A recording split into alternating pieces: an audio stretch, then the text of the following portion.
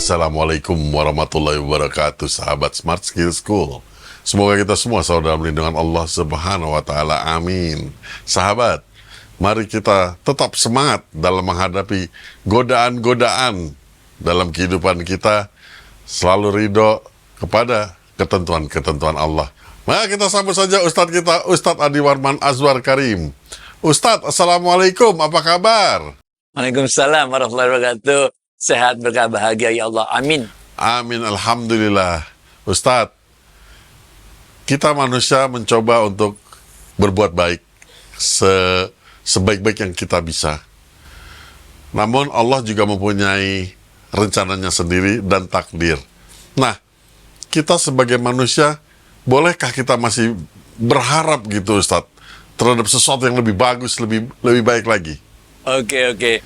Sebenarnya kita ambil rujukannya yang ditulis oleh Imam Al-Muhasibi ya. Dalam kitab beliau Adabun Nufus. Oke. Imam Al-Muhasibi dalam kitab tersebut mengatakan ada 3 jenis orang untuk urusan harapan ini. Jenis orang yang pertama adalah orang yang banyak melakukan amal saleh dalam hidupnya. Kemudian orang ini berharap agar Allah menerima amal solehnya ini dan memberikan kasih sayang pada dirinya fit dunia wal akhirah, di dunia dan di akhirat. Nah, ini adalah orang jenis pertama yang mengharapkan redhonya Allah dari amal-amal soleh yang dilakukannya. Mudah-mudahan Allah menerima semua amal-amalannya dan membalasnya di dunia dan di akhirat. Orang jenis yang kedua, kata Imam Al-Muhasibi, adalah orang-orang yang bergelimang dosa, melakukan berbagai jenis dosa. Tapi kemudian orang ini bertaubat kepada Allah. Maka orang ini berharap agar Allah menerima taubatnya, mengampuni semua dosa-dosanya, dan menggantikan kesalahan-kesalahannya, keburukan-keburukannya, dengan kebaikan-kebaikannya. Sehingga orang ini pun berharap kasih sayangnya Allah. Ini adalah orang yang tipe kedua mempunyai pengharapan kepada Allah.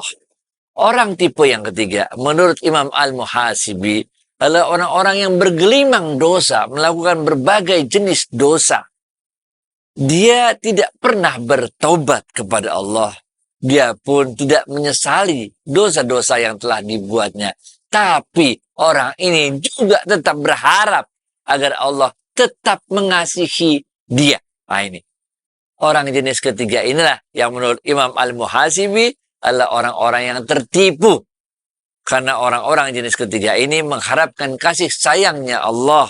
Mengharapkan ampunan dari Allah. Padahal mereka tidak pernah bertobat atas kesalahan-kesalahan dan dosa-dosa yang telah diperbuatnya.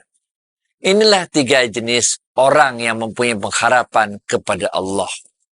Masih dalam kitab yang sama, Imam Al-Muhasibi mengatakan, beliau mengutip Rasulullah SAW bersabda, sungguh kecintaan kalian terhadap dunia adalah akar dari segala masalah. Nah ini.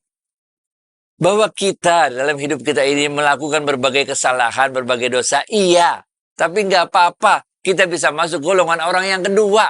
Betapapun besar dosa yang kita buat, betapa sering pun dosa yang kita buat, betapa kacaunya hidup kita bergelimang dosa, kita masih bisa termasuk orang golongan yang kedua, yaitu orang-orang yang bertobat, mengharap agar Allah menerima tobat kita, mengampuni kita, memberikan kasih sayang pada kita, sehingga insya Allah akan memberikan balasan kepada kita di dunia dan di akhirat kelak insya Allah dengan balasan yang baik.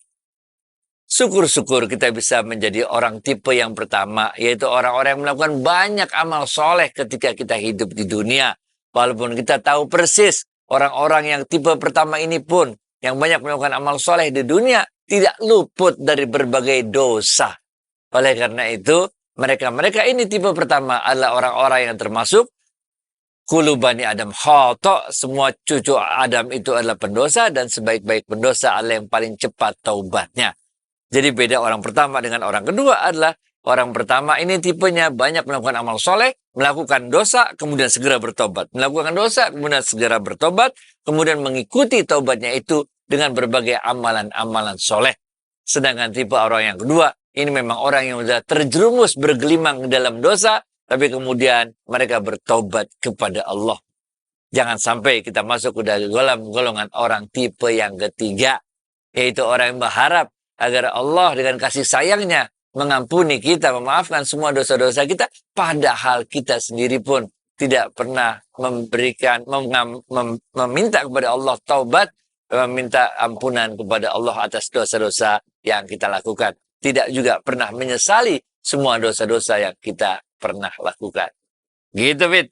Waduh, kalau gitu saya nggak tahu lagi saya nomor berapa ini Ustadz. Nomor 1, nomor 2, nomor 1 udah nggak mungkin Ustadz. Nomor 2, nomor 3. Tapi anyway, apakah kita masih boleh berharap? Masih ada harapan kah Ustadz? Itu yang belum terjawab Ustadz.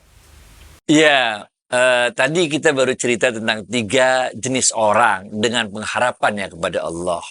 Sekarang kita akan bahas bagaimana ketika dalam hidup kita ini ditimpa berbagai masalah, bagaimana kita bisa tetap berharap kepada Allah. Nah, ini yang mau kita sampaikan kaitannya dengan penjelasan 3 tipe orang tersebut. Kalau kita adalah orang yang banyak melakukan amal soleh dalam hidup kita, kemudian kita mendapat berbagai cobaan yang ditimpakan Allah kepada diri kita, maka kita harusnya bersyukur. Karena itu tanda-tandanya Allah mencintai kita. Itu tanda-tandanya Allah memilih kita sebagai orang yang benar-benar diuji keimanan dan kesabarannya. Untuk orang tipe pertama, setiap musibah yang diterima akan diterima dengan rasa sabar, dan itu malah akan meningkatkan kita kepada Allah, membuktikan tingkat keimanan kita kepada Allah. Jadi untuk orang tipe pertama, yang nggak apa-apa, dapat musibah biasa-biasa aja. Ini yang disampaikan oleh Radiah Adawiyah, benar nggak? Yaitu apa? Bagi orang-orang yang beriman, kegembiraan ketika menerima musibah sama dengan kegembiraan dengan ketika mendapatkan nikmat dari Allah. Untuk orang yang pertama. Untuk orang jenis yang kedua, ketika dia melakukan berbagai gelimang dosa, berbagai kesalahan demi kesalahan, kemudian Allah mengingatkan kita agar berhenti dari dosa-dosa yang dilakukan itu dengan menimpakan musibah-musibah kepada kita. Nah, ini. Kalau tipe orang pertama, itu musibah adalah untuk meningkatkan keimanan kita. Untuk orang jenis yang kedua yang bergelimang dosa, musibah-musibah yang ditimpakan Allah kepada kita untuk mengingatkan kita agar menghentikan semua dosa-dosa yang kita buat itu kemudian kembali bertobat kepada Allah. Jadi untuk orang yang tipe kedua, ketika kita melakukan bergelimang berbagai dosa, kemudian mendapat musibah demi musibah, kita juga harusnya bersyukur kepada Allah. Karena musibah-musibah yang ditimpakan Allah kepada kita adalah rasa kasih sayangnya Allah kepada kita untuk kita segera diingatkan oleh Allah menghentikan semua perbuatan-perbuatan dosa itu, kemudian tobat kembali ke jalannya Allah. Walaupun dalam ilmu tasawuf ini ada ilmu-ilmunya lagi, benar gak? Ketika kita telah bertobat dari satu dosa besar, dari satu dosa besar, Allah akan terima taubat kita. Pada saat kita langsung melakukan taubat itu, Allah akan terima langsung taubat kita. Tapi dalam ilmu tasawuf, setelah diterima oleh Allah taubat kita itu, kita masih terus akan diperingatkan oleh Allah. Misalnya kalau kita melakukan dosa besar, misalnya kita ambil aja berzina misalnya, maka walaupun kita telah bertobat, kita masih terus akan diberikan cobaan oleh Allah berupa disempitkan rezeki kita dalam jangka waktu tertentu. Buat apa? Supaya kita memperbanyak amalan-amalan soleh kita, menggantikan amalan-amalan buruk kita yang telah lalu. Innal hasanat yuzhibna sayyiat. Agar kita bukan sekedar tobat, tapi kita mengikuti taubat kita itu dengan melakukan berbagai amalan-amalan soleh. Kalau dalam bahasa gaulnya itu, menebus dosa-dosa kita yang telah kita lakukan sebelumnya. kok nggak langsung dibuka langsung ini keran rezekinya biar karena udah tobat? Belum. Karena kalau langsung dibuka, nanti kita jadi rasa, oh gampang kok. Kalau buat dosa besar, tobat aja. Ntar hidup balik lagi normal. Nggak gitu, oke?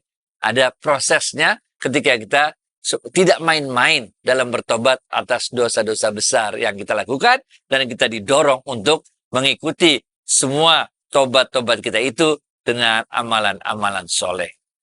Untuk orang jenis yang ketiga, ini. Untuk orang jenis yang ketiga. Ketika kita melakukan berbagai dosa-dosa, bergelimangan dosa, diberikan cobaan-cobaan oleh Allah, tapi kita tidak merasakan atau tidak menganggap cobaan itu sebagai peringatan dari Allah, sehingga kita abaikan semua tanda-tanda yang diberikan Allah kepada kita untuk menghentikan dosa itu. Dan pada saat yang sama Allah terus memberikan berbagai kenikmatan pada kita. Ini masuk kita ke dalam golongan istidraj, yaitu orang yang bergelimang dengan dosa dan pada saat yang sama terus diberikan kenikmatan oleh Allah sehingga dia kaya raya, sukses, tetap segala macam. Inilah orang-orang yang Allah merasa Allah memberikan cobaan pada orang ini dengan bentuk istidraj, yaitu memperpanjang, meninakbobokkan, melalaikan sehingga dia tidak segera bertobat pada Allah. Dia merasa nggak apa-apa buat dosa, tetap aja masih sukses, tetap aja masih kaya raya dan sebagainya. Inilah orang-orang yang merugi karena dia betul-betul tertipu oleh dunia. Apa-apa yang dia dapatkan di dunia bukan saja akan segera dibalas oleh Allah di dunia ini juga. Jadi nanti sukses lalu break aja gitu.